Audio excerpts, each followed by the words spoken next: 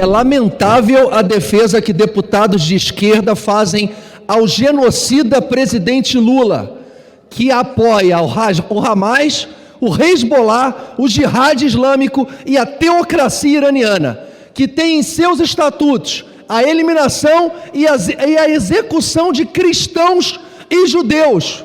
Como o governo brasileiro apoia o Hamas? Eu faço uma pergunta aqui ao deputado Rogério Correia, que está presente.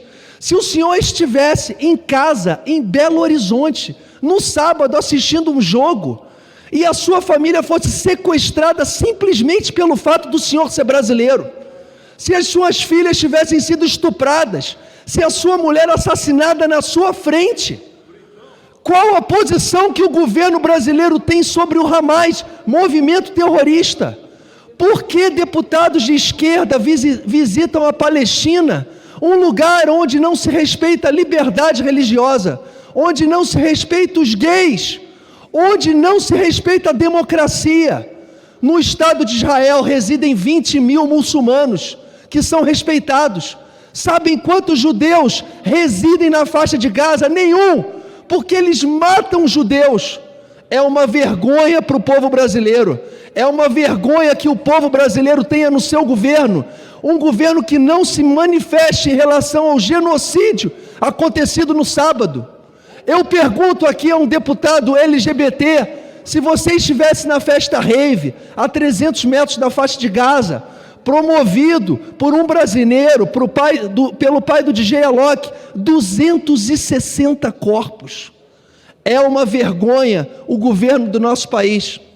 Eu faço um apelo para que tanto o Ministério da Justiça, mas pelo contrário, no Ministério da Justiça eu tenho que lembrar que também tem um ministro que favorece a política, infelizmente partidária. A gente tem um ministro de Direitos Humanos, o Silvio Almeida, também, que não se pronunciou.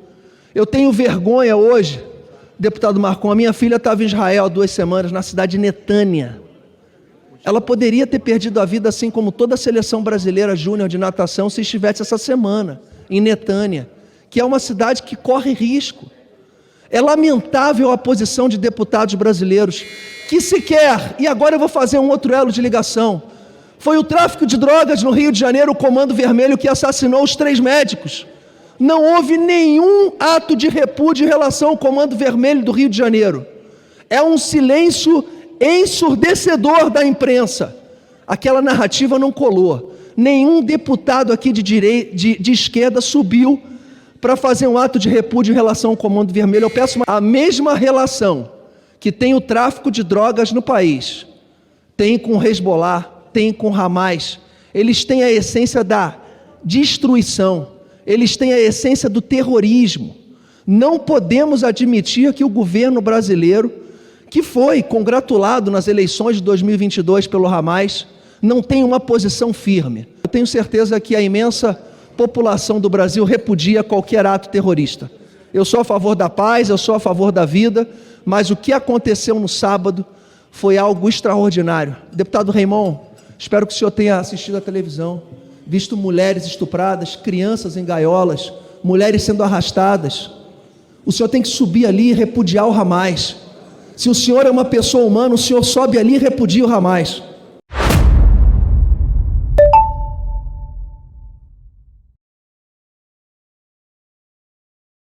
Ministro Flávio Dino, em entrevista agora na Bahia, no estado mais perigoso do Brasil. Nós não nos escondemos dos problemas, dos nossos, mas nós temos também o dever de apontar causas da violência no Brasil. E uma dessas causas, eu disse, reafirmo, sublinho e direi sempre, foi o armamentismo irresponsável praticado no Brasil nos últimos anos. Ministro Flávio Dino, que hoje pela manhã falou que era possível ser um crime político aqui no Rio de Janeiro, e chegando no Rio de Janeiro, a Polícia Civil já trabalha aí com a possibilidade de ser uma execução. Infelizmente, lamento muito pela morte dos 3 médicos, torço para a recuperação do 4º médico que está hospitalizado, mas pela semelhança com um filho de miliciano e uma execução na Barra da Tijuca. Região zona oeste da cidade do Rio de Janeiro, onde concentra 1/3 das chacinas. A polícia não pode trabalhar há muito tempo nas comunidades O Estado brasileiro, o governo atual, é permissivo sim, tem que se combater forte tráfico e milícia.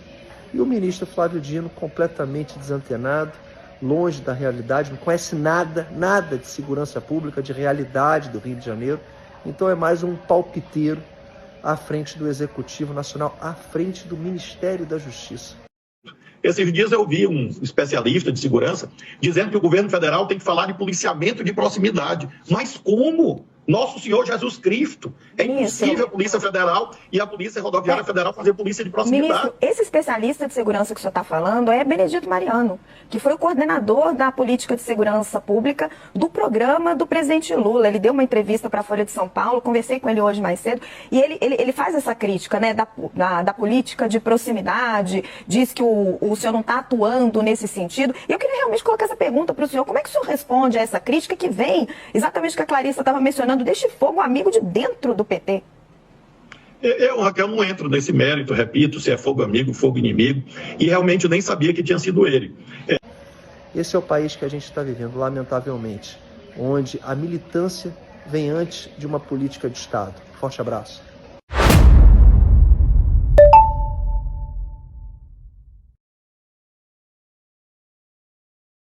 Pessoal, no dia 25 de março de 2022, eu fiz esse discurso. Acabei de apresentar uma PEC é a PEC da eleição direta para o Supremo Tribunal Federal. Ter a Constituição da República para dispor sobre eleição direta dos ministros do Supremo Tribunal Federal. Eleição direta, mas preservando o caráter técnico dos escolhidos e sua reputação ilibada.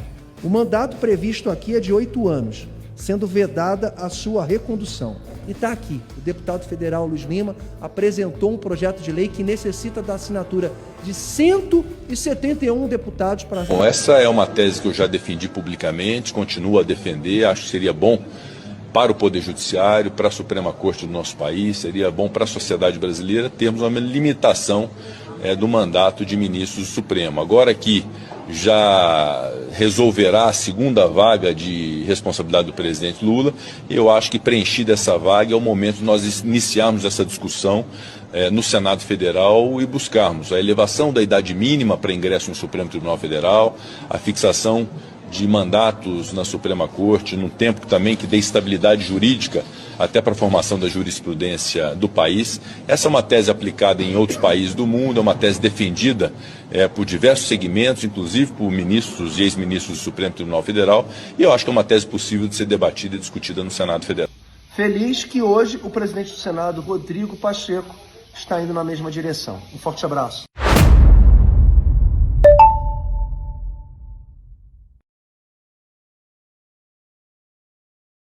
Eu quero mostrar para vocês uma imagem. Essa é a largada da Travessia dos Fortes. Eu venci 5 vezes em Copacabana, fui atleta olímpico, mas a travessia em mar aberto, vocês estão vendo a largada agora em Copacabana, 4.500 pessoas largavam ao mesmo tempo, num evento de televisão. Todas essas 4.500 pessoas estão buscando a vitória. Ali no meio do mar tem choque, tem cotovelada, e você tem que ser sempre leal, mas não pode ser ingênuo, leal aos seus princípios. Aonde eu quero chegar? A minha vida toda foi baseada no esporte. E eu, como professor de educação física, eu sempre privilegiei o certo. Mesmo que isso custe a vitória. Mesmo que um atleta dopado esteja competindo contra você, você não pode se dopar. Essa é a sua verdade. E comigo não vai ser diferente. Os princípios estão muito à frente do que uma simples vitória. Porque a vitória hoje, ela pode comprometer o nosso futuro amanhã. É melhor a gente passar um bom exemplo de que a gente está limpo na disputa do que a gente esteja dopado e garante uma vitória momentânea. Então, seja em Friburgo, seja em qualquer município do estado do Rio de Janeiro, seja no Brasil, a gente segue firme e forte, pelo menos comigo e com outros deputados também que pensam como eu. A gente vai estar sempre com a certeza de estar fazendo certo. Foi assim que eu conversei com o presidente Bolsonaro na terça-feira dessa semana, e ele falou: Luiz Lima, siga a sua natureza, siga a sua consciência, porque eu confio em você Eu também confio muito no nosso presidente Bolsonaro, no nosso país. O nosso país tem jeito sim, mas a gente tem que acreditar sempre no que é certo. Forte abraço, fiquem com Deus.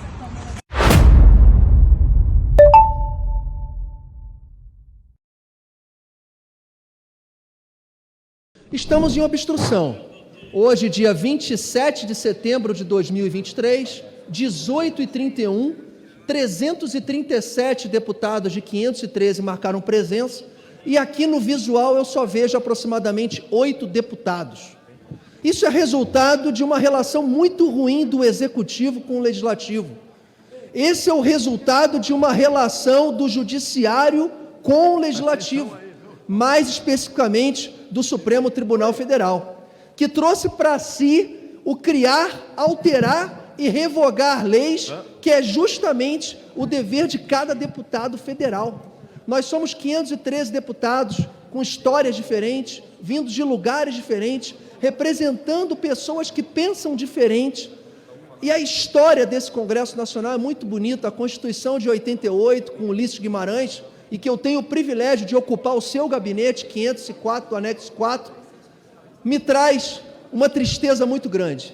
Então, esse é o resultado de que um Supremo trazer para si a discussão de aborto, de drogas, de contribuição sindical, de marco temporal. Então, estamos aqui numa quarta-feira, às 18h33, com aproximadamente somente 8 deputados sentados em suas cadeiras. E eu vou trazer um exemplo do que aconteceu ontem na Comissão de Fiscalização Financeira, quando recebemos o ministro Sérgio Almeida, ministro dos Direitos Humanos. E eu não me contive, eu tenho a mesma idade do ministro Sérgio Almeida, 46 anos, fui até ele e falei: ministro, o senhor é ministro dos Direitos Humanos, pode ser uma pessoa de esquerda ou de direita, mas que tem que tratar bem as pessoas. A gente imagina que um ministro dos Direitos Humanos, assim como tem deputados de esquerda aqui que me tratam muito bem, como a Dandara, que estava presidindo, que pensa diferente politicamente do que eu, mas vê um ministro dos Direitos Humanos tratando mal parlamentares de oposição, que ele tem que estar preparado para ouvir críticas. Essa é a síntese desse governo. É um governo que no Ministério da Igualdade Racial tem uma assessora especial da ministra que chama a torcida do São Paulo de descendente de europeu safado, que vai ao estado de São Paulo lamentar que ali tem 44 milhões de paulistas, com menosprezo. Uma atitude que é um preconceito racial, que é racismo, que é inafiançável. A gente não viu o ministro dos Direitos Humanos provocar a AGU, fazer como ele está fazendo, de um deputado que discorde dele, de ameaçar, de processar. Então, é lamentável que o governo do PT, como sempre fez, que a militância política, ela sobrepõe uma política de Estado. Esse Congresso Nacional, com apenas 8 deputados aqui presentes, é a síntese de uma falta de respeito com a Constituição de 88, com a falta de respeito aos brasileiros, e o PT tem que lembrar que ele venceu a eleição, mas venceu com 51%.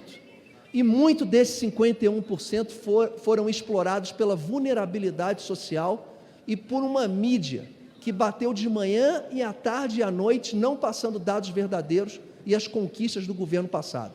2024 está aí, vai ser como a CPI das lojas americanas. Os números não podem ser fraudados por muito tempo. O déficit de 168 bilhões vai ser crucial para a retomada ao poder da direita no Brasil. Obrigado, presidente.